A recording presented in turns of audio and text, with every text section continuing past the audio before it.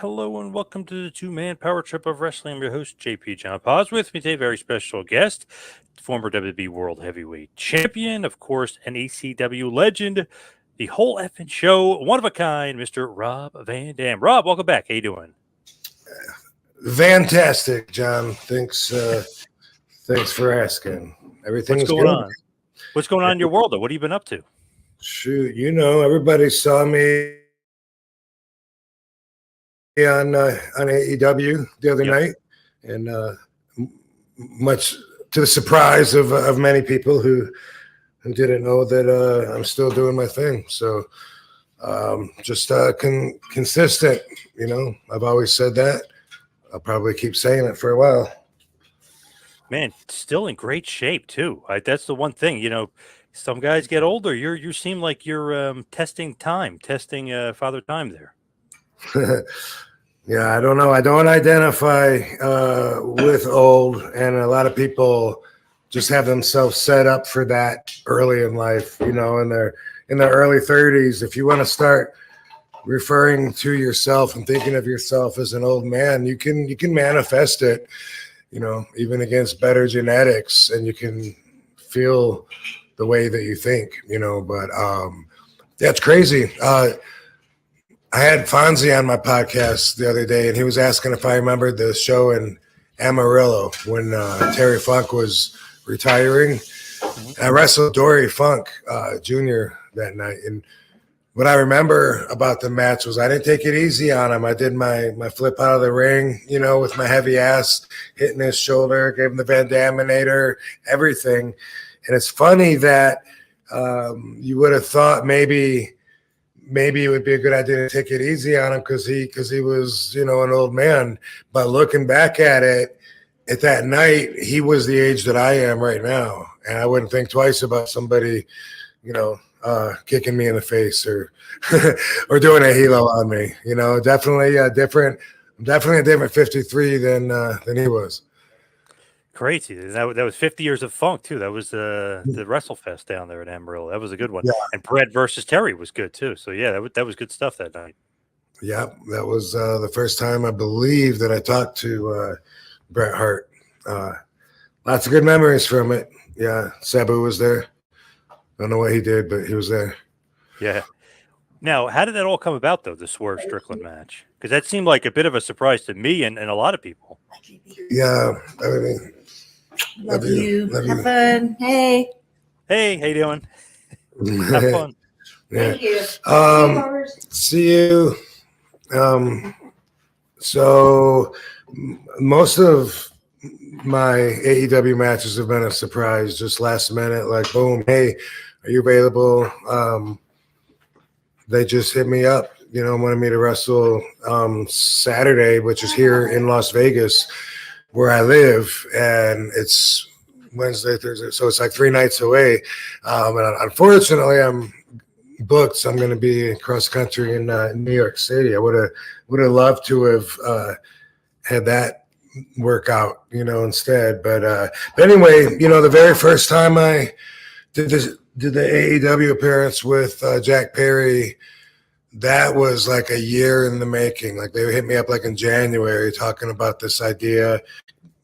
We're looking at like September 3rd and 10th, you might want to just keep that in mind. It ended up being exactly right when they said, and it was like 9 months later or something. So I figured they must be planning that far ahead.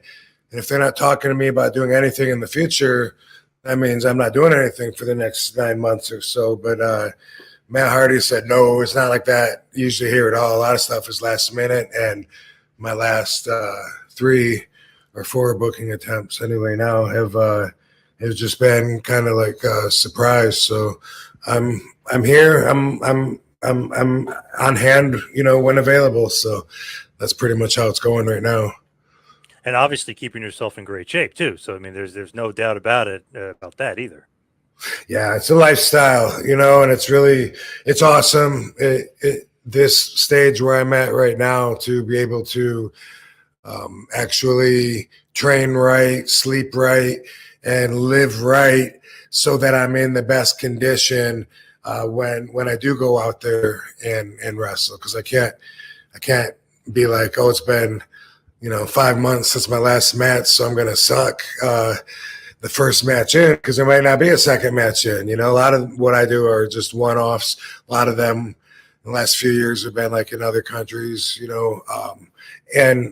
and so that's all I can do is stay ready, so I don't have to get ready, and that's an obvious part of the job, which shame on me if I can't do that. But also, though, in a beneficial way, it's been better for healing up. And when you just wrestle once, you haven't wrestled in a long time, it hurts. And then the more you wrestle, you get conditioned to it. But after a certain point, if you're wrestling 4 or 5 nights a week, every week, and you're on the grind like that, I find from firsthand experience that then having some time off, a lot of aches and pains went away that I never knew were going to go away, because I was just always aggravating them. So I thought they were like permanent characteristics that were just going to be with me for the whole ride. And I find that having a lot more time off has been something that's helped me in that way, so that I can also feel not just conditioned from the gym, but also from my body healing up and not being so beat up like 5 days a week. Yeah, you got to keep the body, healthy, basically. Not take too many bumps. The bump card, if you will. Well, it's just the way the career is, Like I used to like wrestling for Japan. We do tours, and we do 2 or 3, 4 weeks. The first night in was really rough. I'd be sore. I'd feel it everywhere. Second night, a little better. Third or fourth night, boom, I feel like I'm like, bam, I'm ready to go every night now. My body just felt conditioned to take the bumps and stuff. I never have taken it easy when I'm in the ring. I'm there to do what I do, and I don't have 2 speeds, to rely on. I don't have like house show speed and then pay-per-view speed. So for me, I always, when I say I'm consistent, that means with performance too. I want someone that's expecting to see RVD to get RVD. Now, with Swerve Strickland in that match, what do you think about it? Because I thought it was great. Obviously, you're in the main event. You're in a 15-minute plus match in a big show for them. A part of a big angle with Swerve, too, because he's headed for the world title. So what did you think about the match and the performance? I had fun with the match, and I like Swerve. He's talented. I like his vibe. I knew that right away, which made me feel good about how the match was going to go. But having had the match, it was a lot of fun. It was a good opportunity for me to come in, get a lot of time in the main event, and not have to tell the crowd who I am or build a story or anything to get them to respond, because I'm RVD and everybody knows that. So it was awesome to come in, and I understood the assignment. I came in to punish him, hardcore style, and I enjoyed I don't know if I want to call it nostalgia, but I enjoy bringing back a lot of that funness to the matches. Because for me, obviously, throw the rule book out, that's where I shine. That's where I am the best exhibited. So I enjoyed, specifically doing the leg drop on the apron, on the guardrail, and I would love to do more. Love to do more of that. Yeah, it felt like an old school ECW match for sure. Yeah. Just that was the feeling of it. Somebody in one of the comments said, if you turn the quality down on the video, you'll think you're watching 97 ECW. That is true. It had that feeling of the match. The only thing I had a problem with was, let's just say, somebody's not taping the show, or they're not realizing it's a mystery guy in the main event. Don't you think they should have said, hey, RVD is fighting Swerve? So people my age or fans my age would just be like, oh my God, RVD's wrestling. So they turn it on. You know what I mean? Instead of being a mystery. Yeah, you would think so. But like I said, I understood my assignment, and someone else's job to figure out how to utilize their investment the best, So There's that, and I thought you were gonna talk about the what do they call it, the extra minutes at the end. I saw a lot of people complaining about that online. I didn't understand it, but I get it because my DVR missed the finish. Yes, mine too. Yep. Yeah, which is fine. It got like all but the last two moves, and but that's so I get that too, and I don't know why they don't warn you if they, or I don't know, because I kind of thought they did that every night, but I guess they don't anymore because I thought TBS was always like a 7:05 to 9:05 kind of schedule. So I don't know, but obviously it caught some people by surprise, and so sometimes they're not happy about that, but all fixable problems. Definitely. That too, though. Sometimes they tell you ahead of time, but TBS, they don't do that anymore with the 05 and whatever. NXT on USA, they give you like a 10-minute buffer on the DVR, but TBS doesn't. So if you're not aware, if you don't tape the show after it and they don't tell you ahead of time, you have no idea you're going to miss the finish. So then you got to go to social media afterwards and watch the end of the match, which is what I had to do. Yeah. It seems like they would have a smarter software that would follow the show itself and determine by when that's finished. Or AEW could just say, hey, the show goes to 10:05 now, and if it goes shorter, it goes shorter. If it doesn't, it doesn't. That might work too. Yeah. Yeah. So with AEW, obviously the door is still open, but with like the Hook storyline and all, was it supposed to be more with Hook? Because I feel like something went awry there. What was that? Maybe because of the whole Jack Perry issue, or what happened there? I don't know. I'm not even exactly sure what you're asking, but I mean, as far as like, was there supposed to be anything more? You know, I'm not one to I'm not one to open up a plan book, you know, and look and I'm more of a live by the moment kind of a person. So in that regards, you know, I usually don't know until it happens. It's just talk anyway, so I don't put that much into. We're going to do this and that, and then maybe you are, maybe you're not. You know, that's just life in general. But Hook came down and made the save when Brian Cage came in. I think that certainly leaves room for another match down the road, tag match, or I guess there's 3 or 4 of them. So maybe build it to them if that's something people would care about. What do you think about Hook? Do you know potential, or what's like your overall feelings and thoughts on Hook? He's a very likable guy, and not just firsthand from me thinking he's got a good vibe. I like him, but I even noticed first that the crowd took to him so much, and so I was trying to figure that out. Like, what is that about him? I think it's cool that he's Taz's son, you know. So that's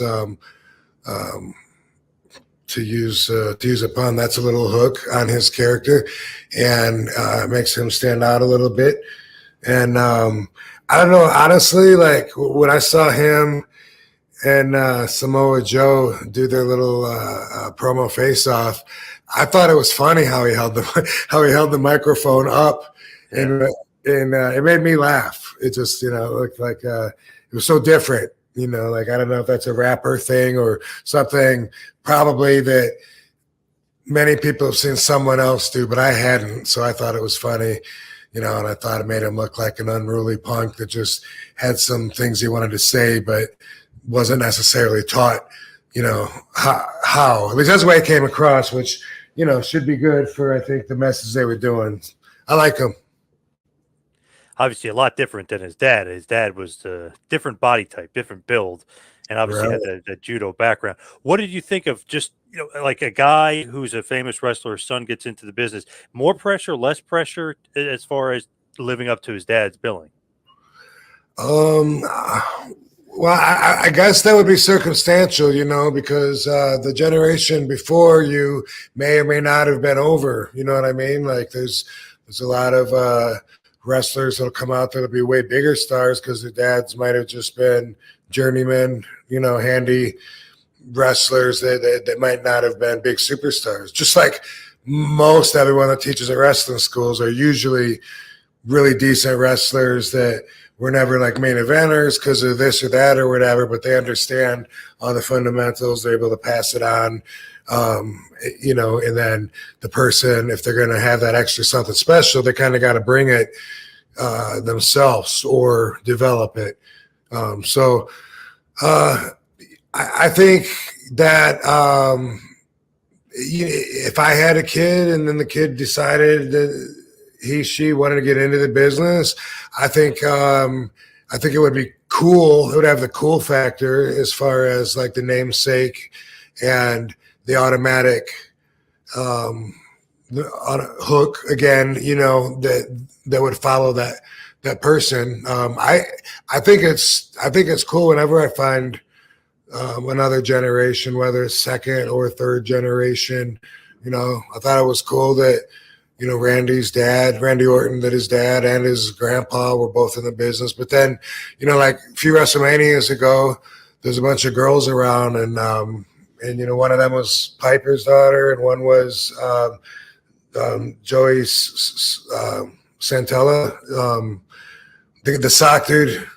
Santino, yeah, his daughter, and they were like really cool, and I just think, wow, that's really cool that they want to, and it's a bit of nepotism involved, especially if you're in a very political field. Then they're going to have some opportunities that they may or may not deserve. I don't know. I mean, I doubt the Rock's daughter is going to have to pay the same dues as someone that was exactly like her that wasn't the Rock's daughter. Just a guess, just a hunch. I'm saying, like that extra value is something. I mean, even the other students, would think like, wow, that's so cool. You're the Rock's daughter if they're training in class or whatever. It's a cool thing, and cool things sometimes are marketable, and it is a business. So when you look at it in the bigger picture, it all makes sense. When you're looking at it from a smaller competitive perspective, sometimes it can just seem not fair. What do you think about this generation of wrestler in the locker room versus, old school? Because, I mean, you've been through the Sheik, you've been through ECW, you've been through WWE. What do you think about this age and this locker room? Well, that's a pretty broad question. I mean, I've seen it change, obviously, a lot. When I got into the industry, it was still a closed-door society. The wrestlers still protected the business and the ways that they made money. It was real important to them, and kayfabe was very strong. Nobody got back in the dressing room that wasn't a wrestler or part of the company. They would get beat up and thrown out, and it was like that when I got in. So to see that substance of it, the nucleus of what it used to be, which was like a secret society, it was like a good old boys club, and to see that dissipate really into a much larger, universally acceptable and adaptable climate, to where now it's a work safe, friendly environment. Everything's politically correct. I was just talking yesterday to Katie, and I was saying it's so crazy now to think, like, if two wrestlers got in a fight in the back, it's likely that there'd be a lawsuit, just like as if it was two people that got in a fight at the mall or something. We're in a society where we're told that we're entitled. If we're done wrong, we're entitled to get paid. So everybody sues for everything. And culturally, that's the correct way to handle certain problems. Let the law handle it. You don't take it into your own hands. But that's certainly not the way we were brought up when we're taught, don't let anybody disrespect you or your family. Anyone talks bad about your mama, you punch them right in the mouth. Well, that kind of stuff will, nowadays put you in jail and also cost you a lot of money. And so now the whole wrestling environment behind the doors seems like it has to be transparent enough to where you can at least see through the doors if you're not back there yourself now. It's required now in order to be acceptable with the woke society. For better or for worse, it's just different. Can't believe, like, if you think about it, like the Steiners and the Nasty Boys, they sue each other after they got in a fight in the back, or you and Right. Sabu or something. You know what I mean? Would you? That would never happen in a million I would years back then. Right. And I would expect it to now, though. I would expect it to be just like if it was two businessmen, that were office cubicle jockeys, and it's like that's the safe work environment that has progressively been becoming the real life situation with wrestling. It's when I say politically correct, I mean it wasn't meant to be that at first. Way back in the day, it was racist, homophobic. It was very labeling. It was very whatever it wanted to be, and it was very protective. And then it hasn't been an instant change, of course. It's been over the years, but it's been after the bag of tricks is open. Now we have a whole generation of wrestlers who grew up thinking that it was a work. So in their minds, it's all about doing the spots, pulling them off. No interest in protecting the business. Not that long ago, if setting the spot up kills the business, then you don't do the spot. It's not worth it if it takes too long to set up. Not a factor anymore. Now it's people that grew up believing it's a work, thinking that they are catering to a crowd of people who also think it's a work, and then they're obviously going to have a challenge getting the same reaction when everything has changed to that. But that's what I see. That suspension of disbelief is gone in a lot of those matches. When they do stuff like that, you just totally lose. It's like, oh, come on. You know what I mean? You just totally lose yourself in the match. And sometimes, from my perspective, I can see it in the little things because they're not committed in their mindset. They're not out there, trying to not get hit in the face or trying to get out of the way or giving it everything they got. They're just going through motions, sometimes too still until it's time to go. Then they go early, make the other person look like an idiot for running in when no one's home anyway. All that stuff. I feel like if I taught a class to them, I really feel like I could help bring the mindset to where it needs to be, but I don't think I'm going to do that. And I don't think the platforms are talking to all the fans and open people about all the little details like that I see. But in the end, even if people don't know what's missing, they know something's missing.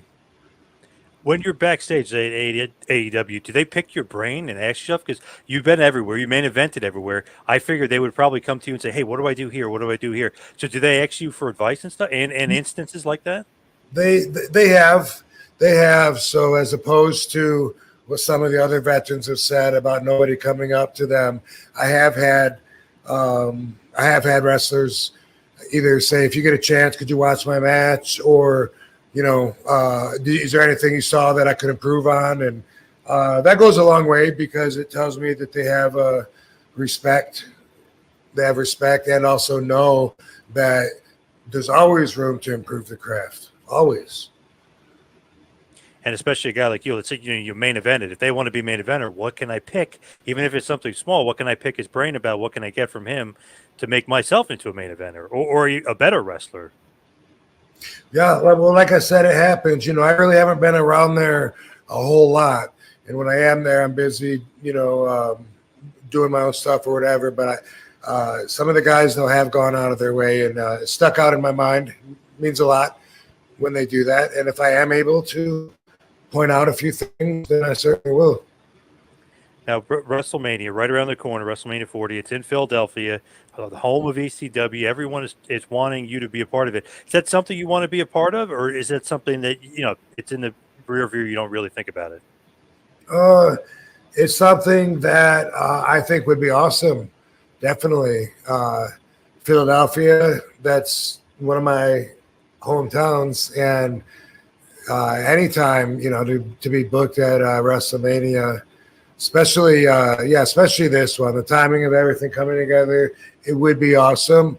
I have no reason to think that I will be part of it. Well, I guess I can't say that completely. But let's just say I have just as much reason to think that nothing's going to happen as maybe something could happen, and I'm okay with that. You know what I mean? Like it'd be awesome, but they'd have to call me. Right? Yeah. Does the AEW stuff? Do you think that hurts it, or does it? Nobody cares. Like that doesn't matter. You're above that because you're legend status, pretty much. I don't know. Overall, it probably doesn't help. I don't think WWE likes that the fans could see me as an AEW wrestler. That's going to make them not want to get behind me, and maybe they won't put me on the video game. Maybe they'll cancel an appearance in Philly that they had of me touring the ECW arena with fans. But in the end, it's not, like they're not calling me anyway. So if they're not, they can step up if they want to. Let's put it that way. They're like rumored, like ECW going into the Hall of Fame or Paul going into the Hall of Fame. I feel like you'd have to be a part of that if we're thinking logically here, of course. It would seem like it. I'm already in the Hall of Fame WWE from 2021, so yep. I could see where, and if they were going to be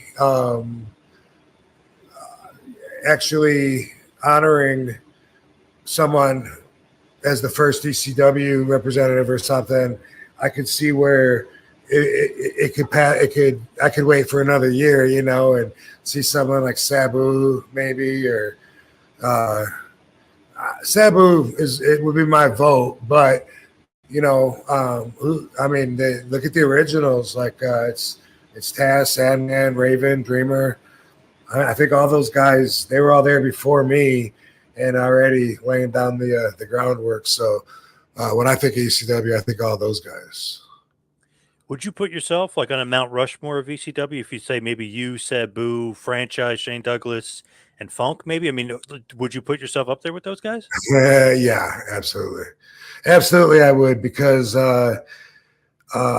my title reign was an important part of the company growing, and that was why it was so fun for me and that point in my career, because I knew that all of my efforts, the harder I work tonight in my match, is really going to have an overall effect on the company growing. And we were watching the crowds grow, from 400 people to 800, then 1,200, 2,000. I remember when the first time, we broke 3,000. We were so excited. And then 7,000 at the Beaver Dome. Like, what? During all of that, those were some of my best matches. That was when I had the TV championship, and the fans were chanting RVD from the beginning of the show all the way through till the end, till I would come out. Not always, and not all the fans, but it happened, and it happened a lot. And the fans that were there know that not only that I'm always honest, but then I'm definitely not making this up. And sometimes during the other people's matches that are on third or fourth, sometimes they'd be like, RVD. They wanted me to come out. And that's a lot of pressure. So I would come out at the end of the show like, wow, I want to do everything I can personally to make sure that all these people go home happy tonight, regardless of whether they've enjoyed the last 4 hours of the show or not. And I'll tell you, John, I delivered. I said on the whole effing show, I backed it up. Everyone was talking. Everyone was excited. It was a big party for everybody. And then ECW was growing. It was growing in numbers, live attendance. And of course, besides the interest that we were getting nationally. There was the going from the pay-per-views, and then the magazine, and then the merchandise, the action figure. Let's say action figures, pay-per-views, and what was the other? Video games? Yeah, I guess video game was another stepping stone, a good pivotal moment where it made us feel real anyway.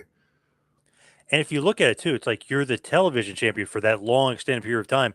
But a lot of people, me included sometimes, felt like the TV title when you were the TV champ was better than the world title, which is crazy in wrestling terms, because I thought the world champ was supposed to be supposed to be the best, but not in ECW. You were sometimes the main event, but even sometimes just the better wrestler, the better match. Right. Yeah. So I felt like the heavyweight championship belt title made the wrestler there, but I feel like by me having the TV championship, I made the TV championship make something. So that was the difference. When Mike Awesome was the heavyweight champ, I wanted both belts to be simultaneously building up on like two opposite piers, holding the structure up of the whole foundation until finally at the right time, when we've grown enough too, we could face each other. But that was something that I enjoyed, was the fact that I made the TV championship mean to some people more than the heavyweight championship, because I was having the best matches every single night. They were looking forward to that match, and it gives a lot of the wrestlers a good reason to want to take that from me.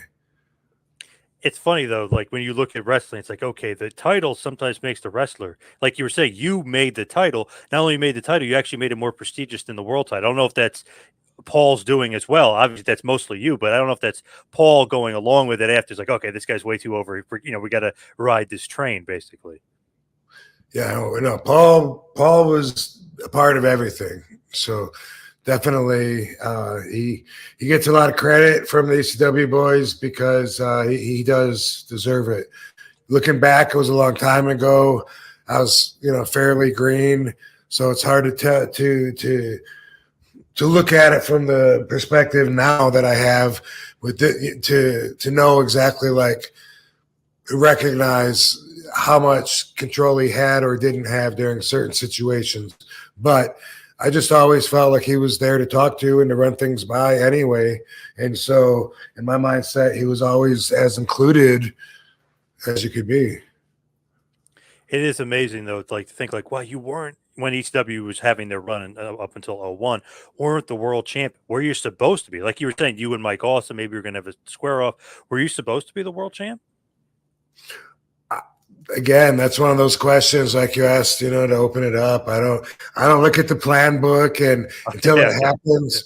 Yeah, there's so much talk, you know what I mean? Like we're going to make you tag team champ. We're going to do this. We're going to do that. And then when it doesn't happen, which one do I go with that was supposed to happen? The one this guy told me, or that guy, or none of it. None of it. It doesn't, until it happens. And matter of fact, even when I beat John Cena at the ECW One Night Stand, I would not allow myself to believe it was going to happen until 1, 2, 3, and then it was real.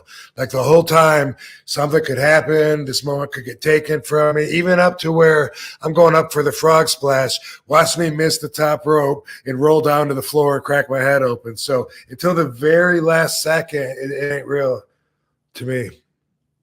Wow, good way to go about it though, because then you really stay in the moment and you stay focused on what you need to do, what you need to accomplish. Yeah, it's RVDology 101. I avoid expectations, because all they do is set you up for possible disappointment and take you away from being able to really experience the moment. I love that One Night Stand, because if Cena wins, we riot. I mean, they were dead set on you. I mean, that was great. I mean, usually when a guy throws his shirt into the crowd and he's of important stature, they're fighting over the shirt. They want to keep it. They were fighting each other to throw it back. I mean, they did not want any part of him that night. Yeah, and really, when you think about it, once the first two people threw it, if you're the third guy that catches it, even if you want to keep it, you can't at that point. You got to throw it back or get your ass beat by everybody. That was great shiny moment in your career. Is that one of the career highlights for you? Oh, Absolutely. no doubt about it. No, and not just because the match was great. Cena was great. The crowd was great, but for me, the reason that it meant so much to me was because the build up for that match was my entire career. I always stuck to the hardcore environment and my style, even though I was constantly told that my style was too dangerous, too physical, it was going to shorten my career. Look at me now. And I stuck to my guns. And because of that, it made me a bit of an outcast. And I never would have been in the number one spot in the driver's seat of the industry if I hadn't managed to help change the entire playing field. By bringing ECW back as a pay-per-view, by talking with Vince, by bringing it back as a third brand, I was the best foot to put forward. None of that would have happened if I hadn't stuck to my guns, stayed committed to what I believed in, and actually been able to see it come all the way through to fruition. So for all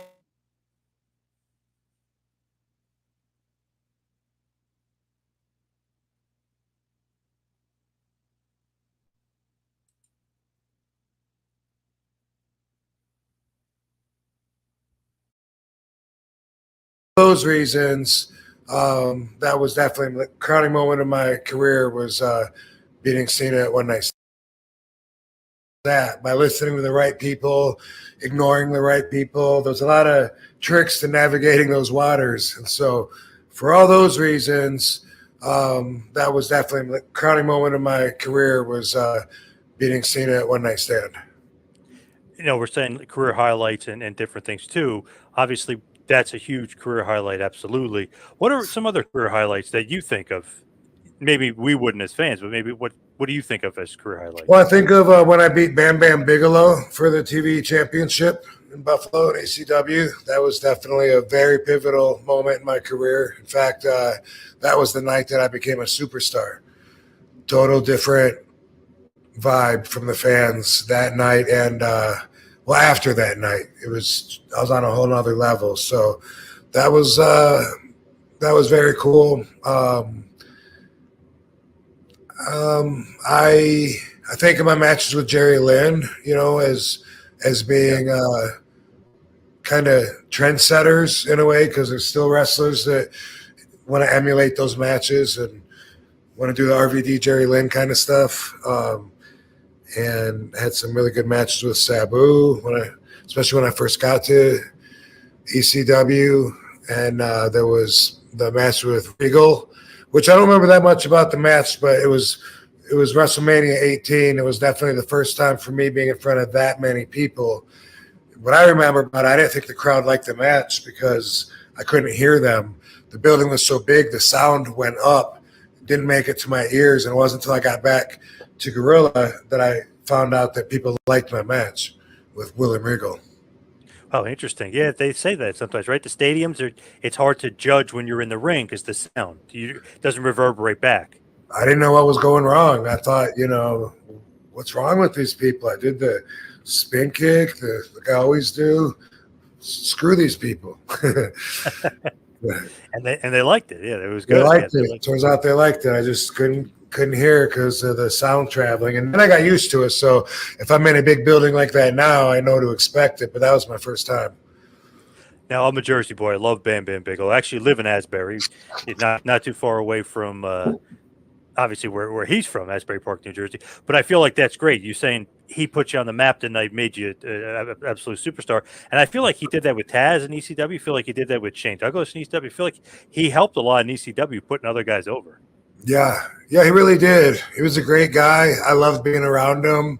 I marked out a little bit because his superstardom compared to mine at the time.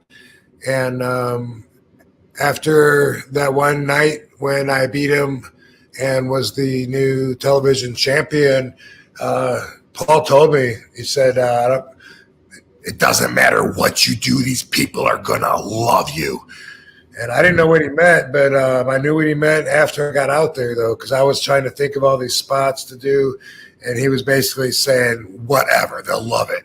And it was just like I reached. I felt like I reached I reached superstardom. And last week on AEW, some people on social media were saying I reached God status. So, but that might have been what it felt like after I beat Bam Bam.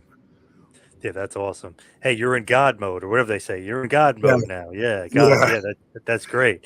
I guess that's above legend status, so that's nice. Well, yeah, I mean, I think everyone knew I was a legend, and when I had the match on, I think it was Dynamite.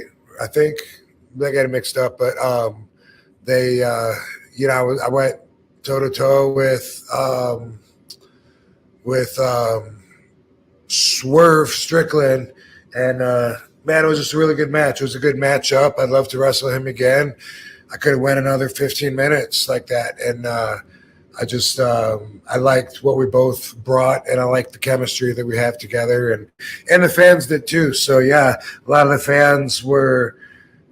I don't know how they could have missed me for the last 20 years, but that's what their feedback sounds like. Like they haven't seen me in 20 years, and they're shocked to see that I'm still out there doing the same stuff. And still in great shape. So, yeah, they're definitely surprised because some of the other guys maybe aren't in as good of shape, of course. But you're obviously, you're training. You're like you said before, you're ready. So you don't have to get ready. You're staying. Yeah. And by the way, Billy Gunn is 60. The Rock, yeah. I think The Rock is 58. Standards are changing, They definitely are. Guys, Billy looks awesome too. Yeah, I can't believe that with Billy. He looks amazing. Now, as far as like your workout and stuff, do you do the same workout regimen you used to do? Like, do you still work out the same way, or is it different? No, I adapt and it changes over time, for sure. 2001 when I got to WWE, I was still doing a lot of powerlifting. That's how I got trained, and so I would often do like 1 or 2 rep maxes on a weekly basis, as part of my workout. So I would. At that time, I would always go to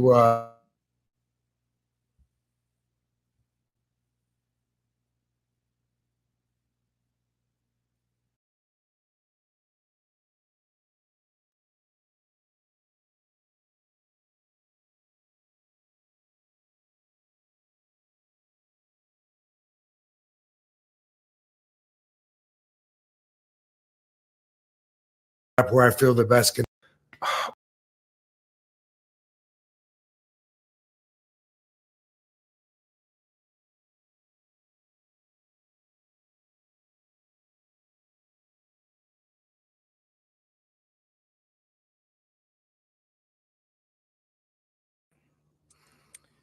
You were saying the 2001 in WWE, the workout change that you were kind of going through. Yeah, so I was lifting super heavy back then, and that meant for me like benching 400 pounds every week when it would come to chest, or I would alternate, sometimes incline and flat. But I remember having one time asking Justin Credible to spot me, and I had like I think I had 385 on, and he was like, I can't lift that. I go, no, I don't need you to. I just, like I'll get it like 3 reps myself. And when and wait till I say help, and then all you gotta do is like pull up a little bit. That's all I'm gonna need, and I got this, and he was like, hold on a second. He went and got X-Pac, and X-Pac came over, and they both stood on each side of the bar. And I was trying to tell him, like, no, I got this. Like I do this without a spot. They don't get it. And I would used to always for leg day, I would put 405 on and get 12 good reps on, sometimes go up heavier to 500 pounds for just a few reps, but otherwise 12 reps at 405 was my go-to, like 4th set on leg day every week. And anyway, I just lifted like really, really heavy, and now I hardly ever do. Now it's more about the pump, and so it's So I don't even sometimes I don't even do full reps. I find that to be a waste. Just do the amount of the rep where I feel the best contraction and actually feel the blood like pumping in there and stuff. And it's a different experience. And I lift later. And I used to always eat to keep my weight up. Being like 230, 235 pounds used to be one of the smaller guys. And so I used to always eat. I was always, if my weight dropped below 230, I'd freak out like, oh no, I got to eat more. I've been on the road too much. I haven't had time. And anyway, and that's changed now too. I've learned a lot more about how the body works. And I learned that, that your growth hormone actually is suppressed when you eat, and your growth hormone is in charge of like doing so many good things, and it's so important. And when you have blood sugar, then your insulin level rises to take care of the sugar and to put that away, and then that suppresses your growth hormone. So specifically, there's something called peptides that have been really helpful for me. And peptides are they're just amino acids. They're a group of amino acids, not enough to make a full protein, and they're designed in a biohacking agenda to where you can take different ones for different reasons, and it goes into your body and it tells your body what to do, and then it leaves. So it's amazing. And you've got some that like tell my body to release more growth hormone. You got some that tell you to, some for putting on weight, some for losing weight, some for getting you hard in the bedroom, some for sleep. There's so many.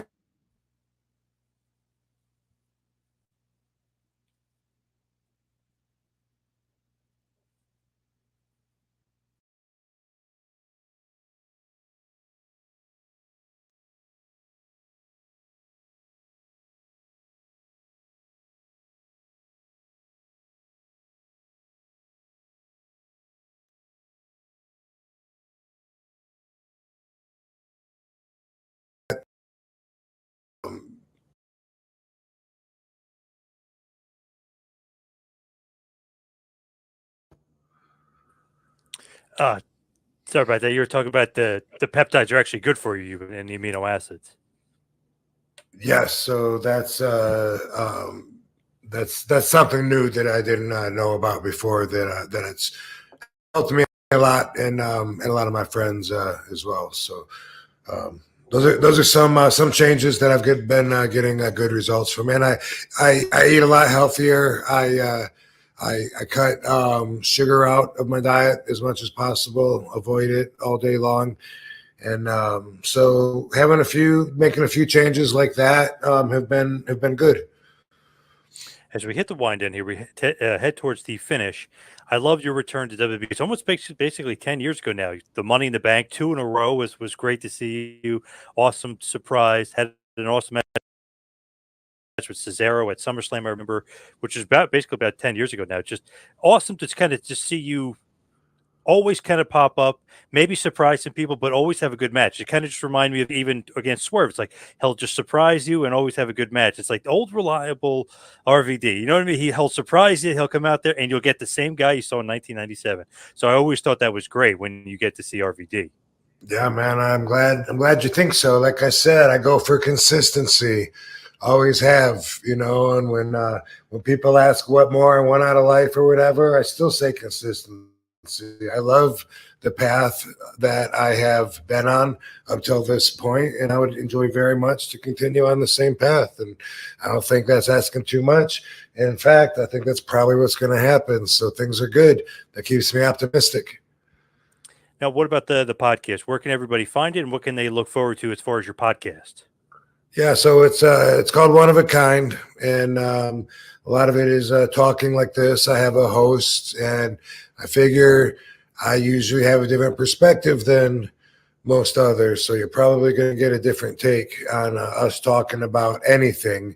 And I do also try to share my values, like I said, RVDology, which is a big part of what's important to me about connecting with my fans. On the platform of the podcast, I like to do that. I like to have the fans say, hey, man, that makes so much sense. Or I really needed to hear that. You helped me out at a point in my life. Boom. Easy. Glad to be able to do it. Sharing my insights, sharing what I've learned. I'm very, very experienced in a lot of different ways. And with that comes a lot of knowledge. That's where we learn everything, firsthand or secondhand experience, and we got to choose which is which sometimes. Sometimes we got to try things ourselves. Sometimes not so much. You can learn from other people's mistakes and stuff. So expect a lot of wisdom when you tune into One of a Kind, which it's on Premier Streaming Network, and it's on my YouTube page. All my social media is The Real RVD, including the YouTube page. And you can find it at other places where podcasts are too, probably. How about RVD CBD? Still rocking and rolling? Nope, RVD CBD, unfortunately, is no more. We were able to help a lot of people. Product was so good. I still use the pain cream. It's still like the best. It's the best that I've ever come across. And so like when my knees or neck or something is sore and I put this on, I just think, damn, it's such a shame that we weren't able to keep going, because we really helped a lot of people.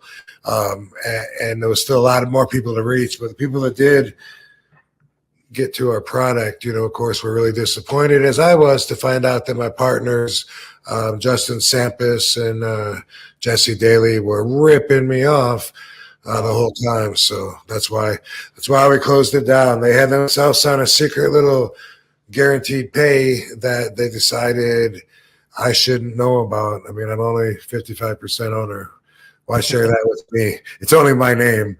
And we talked about it all the time. So it's not like they avoided it. They straight up lied and deceived me. So that venture is done. People still ask me about it all the time, but got no product to offer. I can only offer advice. Now, RVDology, still doing that on YouTube as far as just separately? Yeah. I think about doing it a lot more than I actually do it. Like I think, just like a lot of things, I think I'm going to do it like every day, but then if I don't get to it, I don't get to it. And then pretty soon a month has gone by. So I don't have a commitment to a schedule or anything, but I definitely am going to do some, and have been writing down some ideas of the content for exactly that, because I obviously that's something I did out of passion. And all those RVDology stories, by the way, on my YouTube page, they're all full of stories that no one has ever heard. All of them. There's I don't know how many there are on there, but that's the amazing thing, is that like so many stories are so told and retold out there, and it's so easy for me to tap into parts of my brain that I remember, things that nobody else would know. And sometimes they wouldn't. Sometimes they never would know. I was telling a story a couple of weeks ago, and I realized I'm the only one alive that can ever tell this story now. And we were in Japan, in the hotel room at the Ginza Tokyo Hotel, and me and Bobby Duncan Jr., for some reason, we were in Gary Albright's hotel, and he was starting to fade, and he was a diabetic, so he started getting non-responsive. His face is all sweaty. And pretty soon, he just takes a face bump on the bed. And Bobby Duncan Jr. is like, Van Dam, we got to give him a shot. And I'm like, whoa, wait, I don't know anything about this. Are you sure? Like, are you sure that's what he needs? Like, what if he's got too much and you give him more and you kill him or something? And he's like, we got to try, man. I'm like, well, we should ask somebody. Shouldn't we ask somebody? And he says, come on, man. He found a syringe and he's up there. And he's got, he's like, pushing it so you can see that the water's coming to the tip, and he like pulls Gary's pants down so his ass is hanging out. And Del Wilkes, the Patriot, walks into the room like munching on some Fritos or something. He came in there and he was like, oh, hell no. And he turned around and goes, I didn't see anything. And he just like left. And I was thinking, damn, man, nobody's ever going to tell that story again except me. Yeah, that's awesome. Wow, what a story. And three legends there with you. Yeah, that's great. That's awesome. Yeah, they've all they've all moved on. Yeah. Yep. But RVD, that's a perfect story to end it on. Thank you so much for all the time today. Really appreciate it. Right on, man. Appreciate you, John. Have a great